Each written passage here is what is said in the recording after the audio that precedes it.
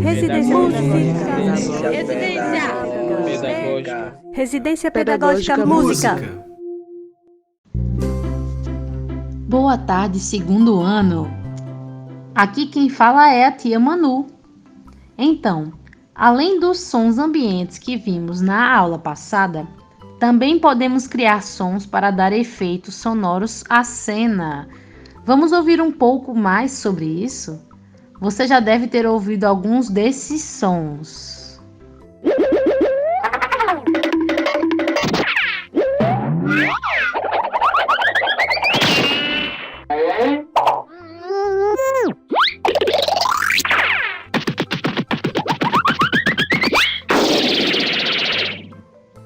Esses efeitos sonoros fazem parte da sonoplastia de um filme ou desenho, por exemplo.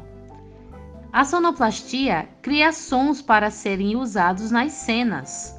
Esses efeitos podem ser gravados com sons do corpo, sons de objetos ou até criados no computador. Vamos ouvir mais alguns exemplos?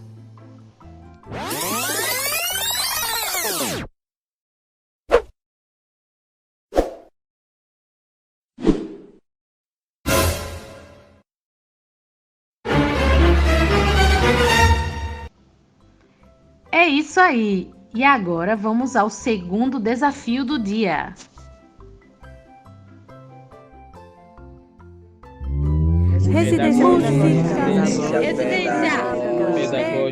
Residência Pedagógica Música.